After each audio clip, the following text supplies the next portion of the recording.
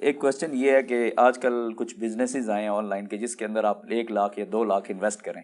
کیڑا بزنس ہے؟ مطلب یہ جو آن لائن بزنسز ہوتے ہیں ٹریڈ کے حوالے سے, اس میں آپ کوئی چیزیں کوئی پیسہ انویسٹ کریں تو وہ آپ کو 20 دن کے اندر مطلب اوریجنل اماؤنٹ آپ کو جس طرح دن کے 5,000 مل رہے ہیں تو اس کے بعد وہ 5-6 مہینے آپ کو اوپر اس اماؤنٹ کے پروفٹ ملتا رہے گا, یعنی کہ ڈیلی کی بیسس پہ آپ کی 5 یا 10 ہزار ارننگ ہے. تو دینی پوائنٹ آف ویو سے یہ جائز ہے؟ یار یہ کون سا دنیا کے میں کاروبار ہے؟ عثمان بھائی نو پہلے میں کراواں نا تاکہ انہوں نے دار ارکم واسطے وقف کر لواں. عثمان بھائی 1 لاکھ لا کے روزانہ دا 5,000 قبول؟ ایسا چل رہا ہے آج کل. اچھا تو کیا عثمان بھائی کل تو تسی ایتھے دار ارکم ہی جو ٹھیک ہے تے لاکھ روپے انہوں نے دیو, 2,500 تہاڈا 2,500 میرا. خدا دا نا جی اللہ دے بندیو اس طرح پاسبل ہی نہیں ہے. ہاں اب آ جائیں, 5,000 نہیں ہوگا, 500 بھی مشکل سے ہوگا. یہ تو بینک نہیں اتنا پروفٹ دے سک رہے. آپ کاروبار جہاں انویسٹ کر رہے ہیں نا وہاں پہ فزیکلی وہ کاروبار ہوتا ہو تو اس کا پروفٹ آپ لیں ڈیویڈنڈ کے طور پہ, کوئی اعتراض نہیں, بشرطے کہ وہ حلال چیز کا کاروبار ہو اور دھوکہ اس میں نہ ہو. یعنی آپ شیئرز خرید لیتے ہیں پیٹرولیم کے, سونا خرید لیتے ہیں, اس کی قیمت چڑھ جاتی ہے تو حلال ہے, کون اسے حرام کہتا ہے؟ تھیوریٹیکلی نہیں, پریکٹیکلی وہ ہو رہا ہو, وہ کمپنیاں رجسٹرڈ ہوں, کاروبار کرتی ہوں. مجھے سے لے کے آج کل کافی کاروبار ہیں بٹ کوائن میں اور اس میں انویسٹ کرتے ہیں, اس کا ریٹ اوپر. ہاں تو ٹھیک ہے نا, تو یہ حرام نہیں؟ کیوں حرام ہوگا؟ سونا جو گھر بیٹھے بیٹھے چڑھ گیا وہ حرام ہو گیا؟ مجھے بتائیں.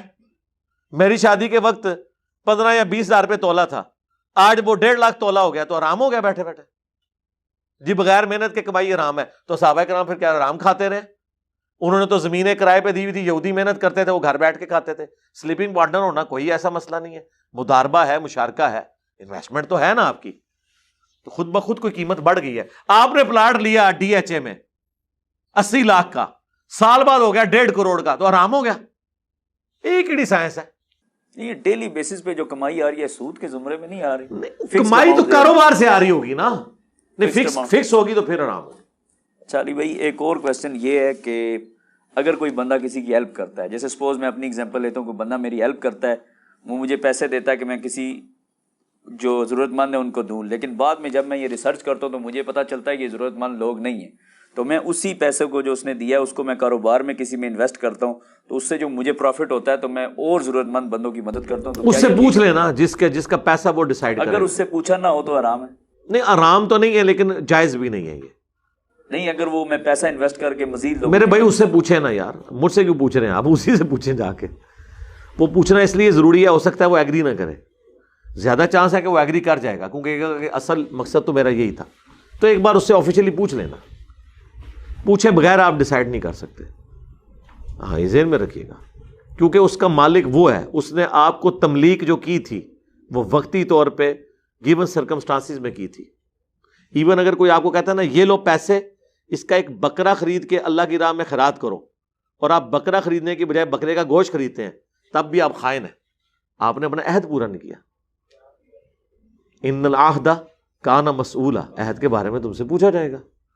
نہیں تو اگر کوئی بندہ یہ سب کچھ کرنے کے بعد اینڈ میں اسے کچھ سالوں بعد جیسا وہ ایک تو بتا دے, اگر وہ نہیں مان رہا تو پاؤں پڑ جائے, اسے معافی کروا لے دنیا میں, یہ کر لے. اچھا علی بھائی آخری سوال ہے, وہ یہ ہے کہ جیسا کہ مسواک کرنا ہے, یہ ویسے آپ نے پہلے بھی کافی بار ڈیفائن کیا کہ مسواک اور ٹوتھ پیسٹ کرنا چاہیے, مسواک کی جگہ اگر آپ ٹوتھ پیسٹ کر لیں تو وہ ٹھیک ہے, ظاہر دانت صاف رکھ دینا. وہ پھر اکثر یہ ایگزامپل دی جاتی ہے کہ جی آپ گھوڑوں کا سفر کیوں نہیں کرتے, نبی صلی اللہ علیہ وسلم کے دور میں ایسا ہوتا تھا. تو یہ مسواک کی ایک روایت ملتی ہے کہ آپ صلی اللہ علیہ وسلم یہ فرماتے ہیں غالباً بخاری شریف میں کہ اگر مجھے یہ ڈر نہ ہوتا تو میں اپنی امت پہ یہ واجب کر دیتا. پھر ایون جب آپ صلی اللہ علیہ وسلم نیئر ڈیتھ آپ کا ایکسپیرینس تھا تو آپ صلی اللہ علیہ وسلم ٹھیک ہے عائشہ کی طرف دیکھ سرکار, اس لیے کہ اس زمانے میں دانت اسی طریقے سے صاف ہوتے تھے نا. آپ اس کو یوں سمجھیں, بخاری مسلم میں حدیث ہے ہر مسلمان پہ جمعے کا دن کا غسل کرنا واجب ہے, اور مسلم میں حدیث ہے کہ ہفتے میں 1 دن واجب ہے, وہ کوئی بھی دن ہو سکتا ہے جمعے کے علاوہ بھی. آج کی ڈیٹ میں جمعے کا غسل واجب نہیں ہے, لیکن ہفتے میں 1 دن آپ نے غسل کرنا ہے ہر مسلمان نے. یہ نبی الاسلام نے ان پرنسپل بتا دیا. اس زمانے میں غسل کیسے ہوتا تھا؟ بالٹی میں مگا ڈال کے دور سے بھر کے لا کے. تو کیا اسی طریقے سے غسل کرنا واجب ہوگا یا آج کے دور کے اعتبار سے شاور کے نیچے ہوگا؟ اس زمانے میں آپ بخاری مسلم کھولیں, نبی علیہ السلام جب غسل کرتے تھے تو زمین سے مٹی لے کے پہلے منی کو صاف کرتے تھے جہاں پہ لگی ہوئی ہے. آپ مٹی سے کرتے ہیں یا صابن سے کرتے ہیں؟ ساری چیزیں آپ نے آلریڈی مانی ہوئی ہیں. جب ہم ٹوتھ پیسٹ پہ آتے ہیں ادھر پھر آپ مسواک لے آتے ہیں بیچ میں. ہمیں مسواک سے کوئی اختلاف نہیں ہے, لیکن ہم کہتے ہیں پھر آپ صابن کی جگہ بھی مٹی استعمال کریں, شاور کی جگہ بھی بالٹی استعمال کریں. مسواک ہی کو آپ نے کیوں کر لیا؟ اس زمانے میں مسواک تھی تو حضور نے مسواک کرنی تھی. میں آپ کو دعوے سے کہتا ہوں آج کے زمانے میں اگر نبی علیہ السلام ہوتے تو آپ علیہ السلام اسی کو اڈاپٹ کرتے جو سب سے بیسٹ چیز ہے.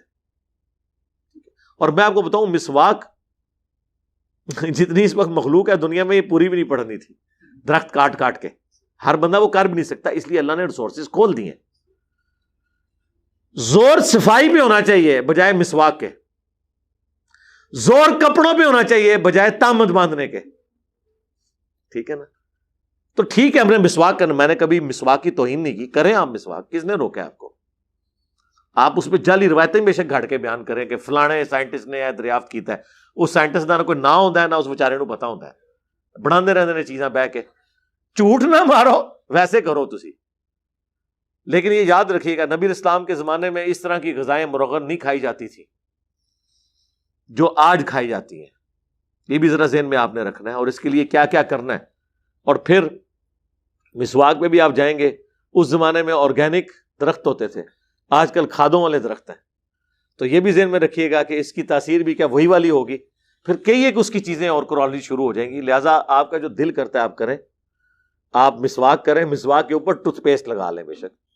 آپ کو اگر برش سے کوئی چیڑ ہے, گورے کے بنائے ہوئے برش سے چیڑ ہے آپ کو, موبائل سے کوئی چیڑ نہیں ہے, گاڑیوں سے کوئی چیڑ نہیں ہے, فریج سے کوئی چیڑ نہیں ہے, بس رہ کے آپ کو اس سے چیڑ ہے, تو میرے کوئی نہیں اختلاف, آپ کریں.